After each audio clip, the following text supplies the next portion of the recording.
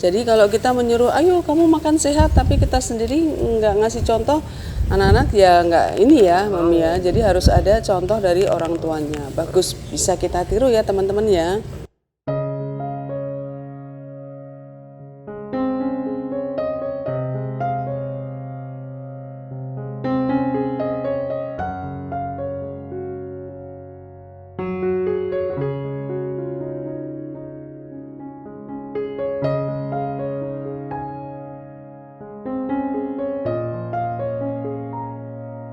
Teman-teman, kembali lagi di Inspirasi Bunda Ar. Kita akan mengorek lagi bagaimana suka dukanya Momi menjalani praktisi raw food dan nge-YouTube. Nah, Momi, kalau Bun lihat nih yang dulu kan Momi awal-awalnya itu kan tentang anak ya, ketika anak panas, pengobatannya seperti apa, kan Momi cerita di situ. Iya. Terus sampai sekarang menjadi konsisten ke tanaman Kebun, ya, iya. ke kebun. Itu gimana? Dulu sempat ada Momi bawa karung mulung sampah itu kan, motekin ranting-ranting. Itu gimana ceritanya tuh? Dari pihak keluarga juga gimana itu? Momi bawa karung itu ke nyariin sampah. Coba bisa diceritain deh ke teman-teman. Iya, jadi ada sebenarnya dulu kan pas masih ada ya suamiku gitu, aku kadang suka nyuri-nyuri waktu, misalnya lagi nggak ngapa-ngapain, oh pengen ngambil tuh sampah daun. Kan di Jakarta ini ada ya petugas PPSU ya yang suka bersih-bersihin taman publik gitu kan, terus daun-daunnya itu dimasukin, sampah daunnya dimasukin ke dalam karung. Nah aku kadang suka ngelirik tuh kalau lagi jalan gitu, waduh ini kayaknya oke banget nih dijadiin kompos. Waktu itu udah mulai kenal kompos ya. Kompos itu kan kita nggak bisa dari sampah dapur doang tuh nggak bisa, Bun, ya kan. Kalau buat sampah, kalau buat kompos harus dengan campuran daun-daun kering ya, daun-daun yang sudah coklat itu, karena kita perlu unsur karbon selain unsur nitrogen. Oke, yang daun coklat itu adalah mengandung Karbon, pokoknya. Jadi dalam membuat kompos itu dua unsur, nitrogen dan karbon. Nitrogen dan karbon. Yang karbon dari daun-daun kering. Daun-daun yang udah coklat lah ya, bukan kering dalam arti nggak basah ya, daun-daun yang udah coklat aja, ranting-ranting coklat, tanah, sekam mentah, itu termaksud karbon. Gitu. Jadi pokoknya yang udah coklat-coklat, termaksud kardus coklat itu kan, kardus telur, terus kertas itu termaksud karbon ya. Nah, itu jadi sorry teman-teman, ini untuk mengingat ya antara karbon, nitrogen, gimana sih membedakannya? Kalau karbon kan C, berarti coklat gitu ya Momi ya, supaya gampang ya. Jadi C coklat gitu kan, mengandung karbon. Kalau yang nitrogen? Nah, kalau yang nitrogen tuh pokoknya sampah-sampah yang masih seger. Jadi kayak daun-daun tapi yang masih warna hijau, yang belum hitam ya, belum hitam.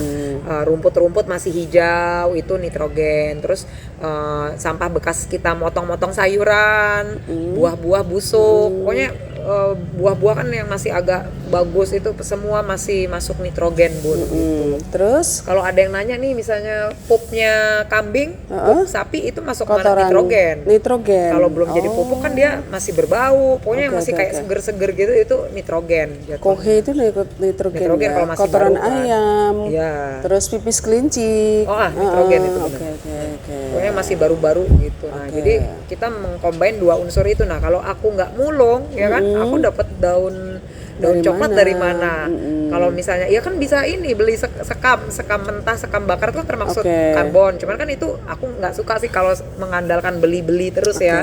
Mendingan aku memanfaatkan sampah-sampah yang nggak dipakai sama orang juga. Aku lebih ekonomis di aku juga, terus juga mengurangi sampah kan di lingkungan kita gitu, di lingkungan kita manfaatkan gitu.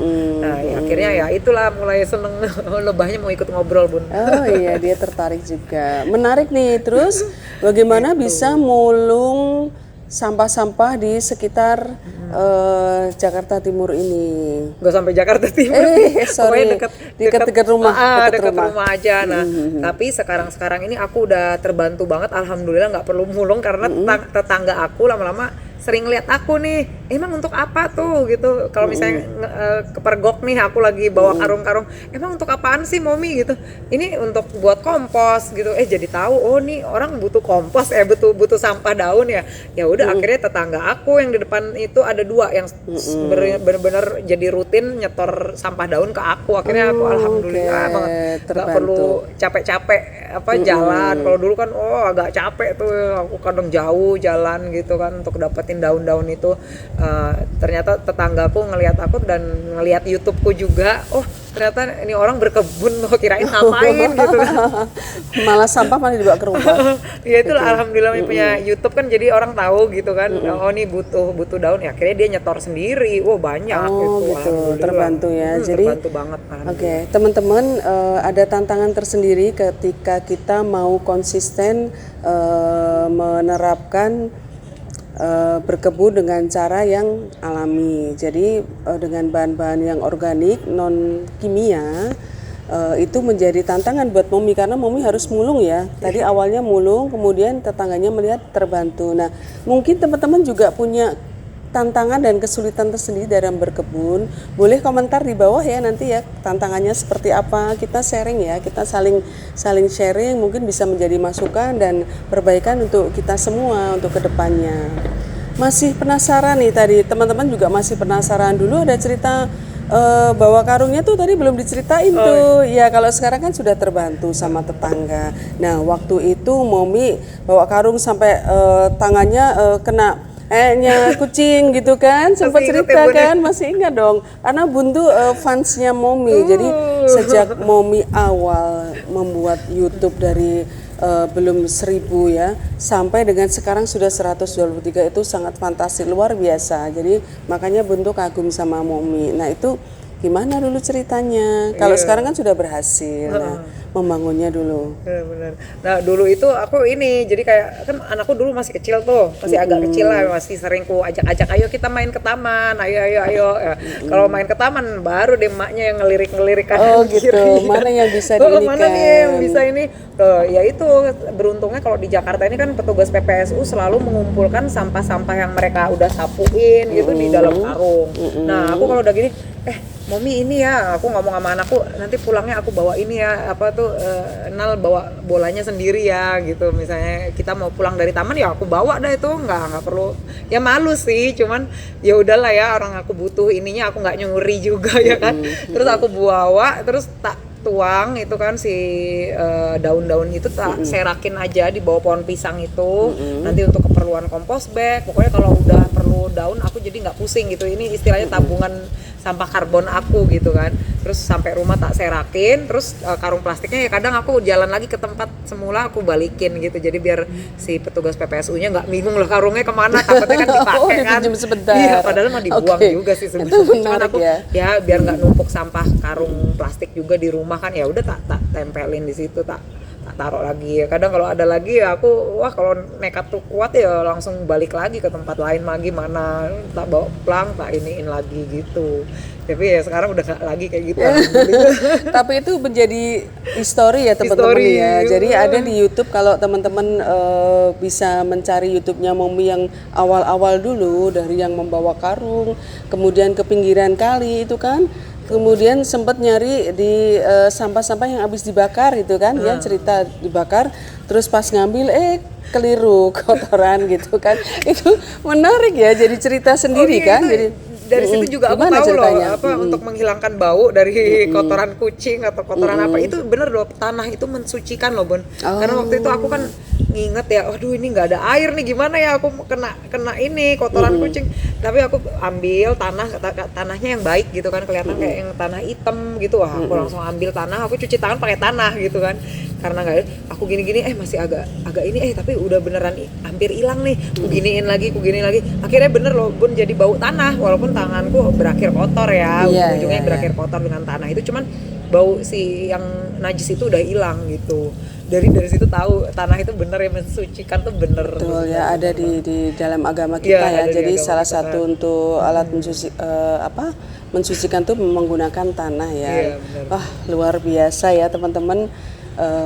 cerita dari Momi ini baru sedikit nih, belum banyak yang kita korek dari Momi Ike ini.